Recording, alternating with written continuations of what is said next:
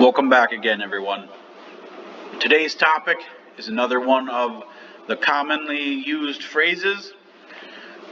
Anytime a dog has attacked someone, anytime a dog attacks a baby or attacks whoever, what's the phrase that you always hear? Owners who are completely distraught will, without fail, say, "Oh, we never thought this could happen. The dog has never shown aggression. I just hope that our baby's death is not in vain. I just hope that the fact that my 2-year-old son, who only had 2 years in this world, and he was such a bright light, and I brought a dog into the house and it killed him, and it's not my fault, and we never ever could have, nobody ever warned us about this." You'll hear a lot of that. Sorry for all the whining, but it is what it is. So, warning. When a certain behavior, activity, item, or occasion is determined and established as risky, there are warning labels. We have warning labels just about everywhere we go. And some of them are, pretty, you need to know the fact that, maybe it's not evident that this is a hot surface. Watch your hands. Women should not drink alcohol beverages during pregnancy because of the risk of birth defects. Consumption of alcohol beverages impairs your ability to drive a car or operate machinery and may cause health problems. No kidding. You didn't know alcohol was bad for you? We all, a lot of people still do it. But hey, they're warning you. There's a warning label because it's dangerous. Whether it's cigarettes, alcohol, hot surfaces, choking hazards, poisons, risk of electrocution, slippery surfaces, things that are dangerous are required by law to have some form of warning. We got warning labels everywhere we go, right? Even if it's very obvious to most that item or behavior or activity is dangerous, if someone does something and they can claim in court that they were not warned about the dangers that the behavior, item, or activity held in store, they can sue in court. And in a civil court, you don't need guilty beyond a reasonable doubt. That's criminal court. In civil court, you only need 51%. So if you've got 10, or let's just say there are 100. If there are 100 jurors, 49 of them say no, 51 of them say yes, you're good. You can sue in court and claim that you didn't know there was danger and that you need compensation for the injuries you received as a result. For example, excuse me. Washing machines will usually come with a warning. A sticker that says, "Do not let child play in washing machine." Most people would not let their child hide or play in a machine that heats water up to scalding hot temperatures and spins rapidly. But if they didn't put it on there, someone could sue them if their child got hurt. If any one of you has ever eaten a bag of beef jerky, you'll see the little pack of silica gel beads. Silica gel is a deoxidizer. So when they smoke beef jerky, it's to preserve the jerky. And then the silica gel is an oxygen absorbent. So if any oxygen is in the bag of the jerky, instead of the oxygen reacting with the meat and spoiling it, it will go into that deoxidizer. These packets help preserve the jerky and keep it tasting as fresh as possible until it gets to the customer. Now, no one has ever looked at those packets and thought, that looks like food. I'd better eat that. These things seem redundant. Like, do we really need to be told that these things are dangerous? Like, you really think we shouldn't, like, we wouldn't know that shoving someone into a washing machine and then turning it on is a bad idea. Like, even in a drunken stupor, you probably won't even fit in the washing machine. Like, an adult probably wouldn't fit in the average washing machine. Or you'd have to be really dang flexible to do that. I'm not that flexible. I don't know if you are. Or eating the packet in the beef jerky bag. Like, we all know it's not frickin' food. You can't eat it. But, some dumb teenager might dare his buddy to do it or whatever. But as a general rule, no one's going to do something that stupid, right? Well, unfortunately, life is not guaranteed one way or the other. There are plenty of people who have died in ridiculous ways where they never could have seen it coming. There are approximately 3,700 deaths per day from vehicle crashes in the United States. There are about 2 million people who die every year from workplace accidents. You're doing your regular job that you do every day, and something goes wrong, some overlooked safety procedure or equipment failure. There are tons of people who get killed at work. I run a great big machine. It spins a carbide tool at 18,000 RPMs. That's dangerous. Recent studies have shown that 250,000 deaths per year are caused by medical errors. Maybe you have just for an example, let's say you have a allergic reaction, and you go to the hospital, and what might be a simple fix, they give you the wrong med, and you die. 250,000 people are killed every year by medical errors. There's no guarantee you're going to make it tomorrow. Now, the word accident is defined as an unfortunate incident that happens unexpectedly and unintentionally, typically resulting in damage or injury. No matter what we do, there is a possibility that we could leave our home and be killed in a vehicle crash that was totally not our fault. You could even be in your home and have no history of any form of medical problem and fall dead of an aneurysm. You'd never have any sort of symptoms, and then, like blowing out a candle, lights out, dead. Even though we try to make life as safe as possible and remove as much risk from the equation, there will always be some risk. So, to reduce risk, okay? If you've ever worked in a factory, kind of like I do, or a place that does any kind of work with machines or manufacturing, you'll know that there's a huge focus on workplace safety. And this goes on, it goes on not just in manufacturing, but any place really. If you can point out a safety hazard or a near miss to your superiors, you'll be commended and sometimes even rewarded. As a general rule, humans work to reduce risk. Risk can be defined as a situation involving exposure to danger. So to reduce risk, you can evaluate whatever it is that you are doing and consider all the possible outcomes. Is it possible that this could have negative side effects? And if so, what are they? How can we work to make the desired outcomes the most likely outcomes?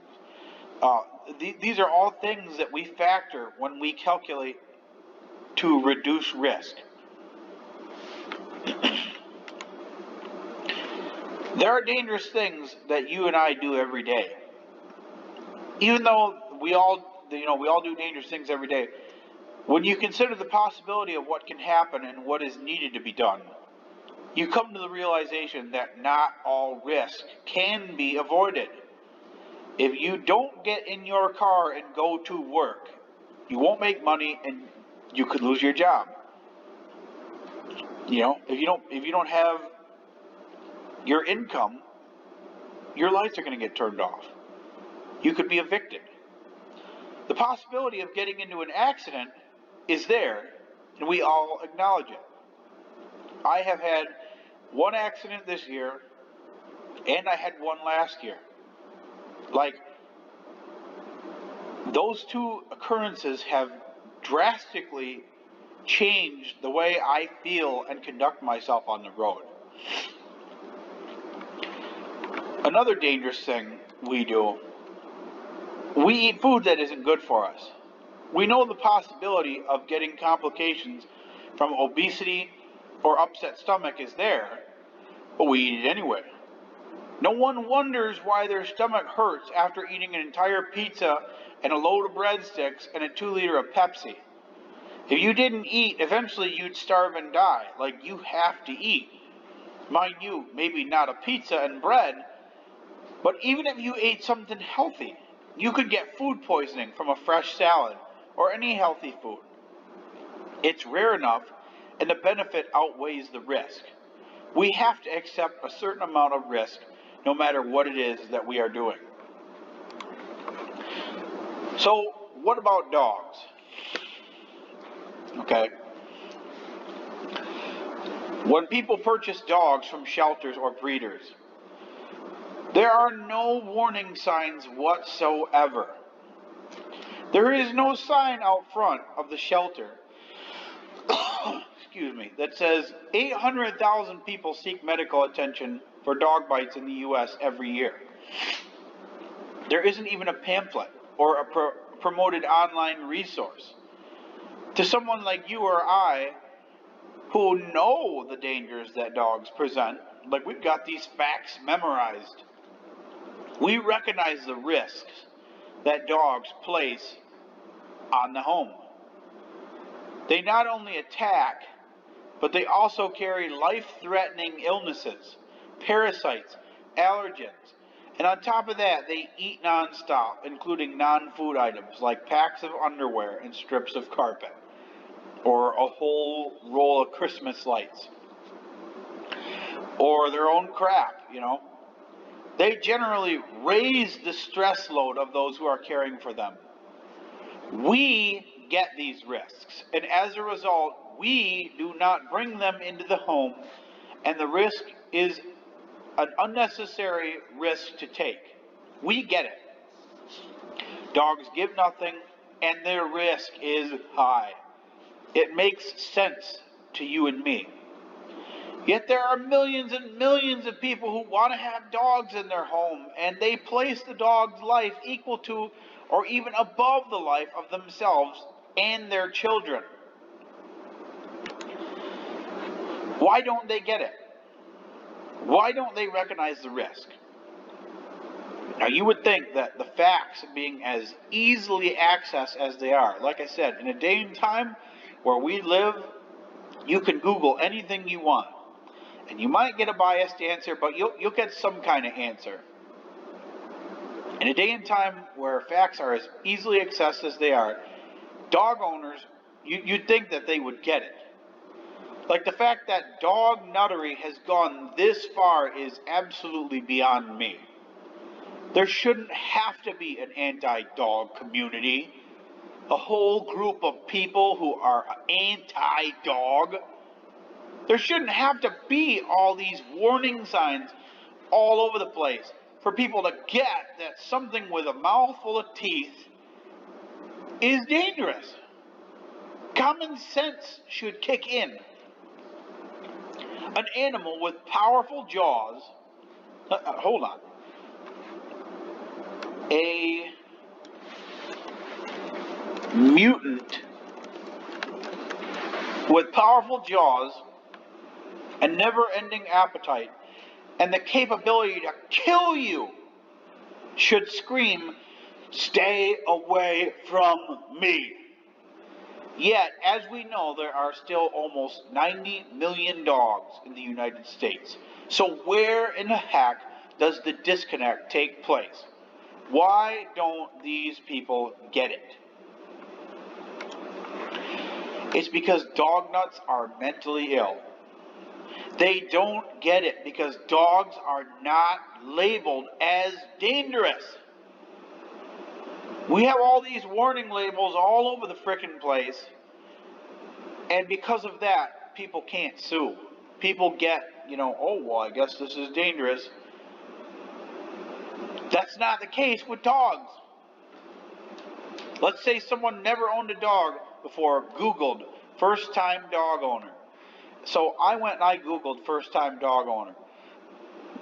This is the kind of crap that person's going to get. They didn't know anything about dogs.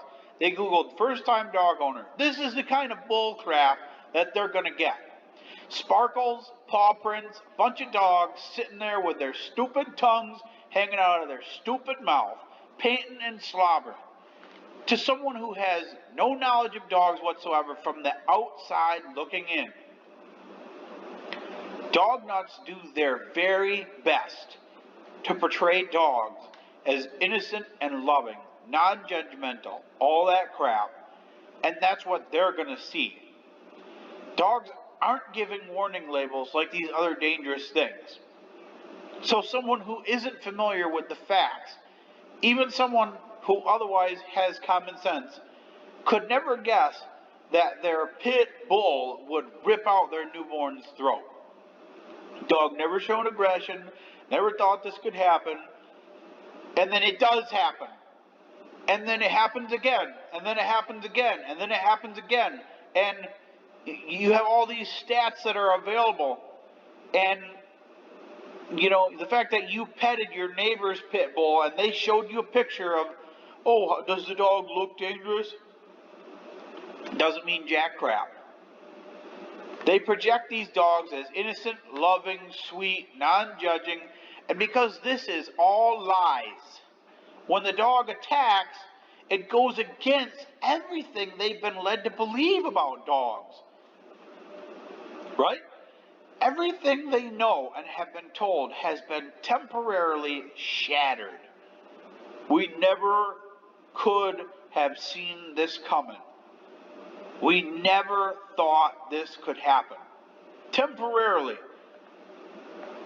That's all been shattered. Most people, once they become a dog nut though, even if the dog gets euthanized after attacking their baby, they'll still be a dog nut. They'll blame the owner for bad training. They'll blame the child for irritating the dog. They'll blame everything except the dog for acting like a dog. Because that's what dogs do. They attack people. So this is what we're here for. When an article comes up or a headline comes out that someone never thought this could happen after a dog attacks, you need to think of this as an opportunity. It is an opportunity to point out to other dog nuts who refuse to acknowledge the possibility that their dog could be the next one to attack. Once someone has been made aware of the danger of that their behavior carries, they are no longer allowed to sue. They are no longer allowed to say, "We never thought this could happen." The more dog owners we school on these facts and statistics, the higher the likelihood of at least some of them waking up than if no one says a word. Than if we let them live in their delusion without any pushback. We need to dismantle the idea that dogs are not dangerous. There needs to be warning labels for dogs and not just pit bulls. All dogs bite. All dogs have the potential to bite. And because of that, they are a risk that is worth noting and avoiding. Do not become a victim.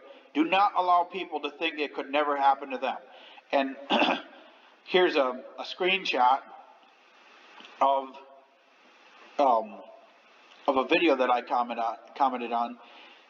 I said, "Here are the facts. Pit bulls are aggressive dogs that attack and mutilate children because it is a mutant that has been selectively bred to be aggressive with large animals. You cannot turn the instinct to attack off simply by trying to condition the behavior out of it by using food as a positive reinforcement.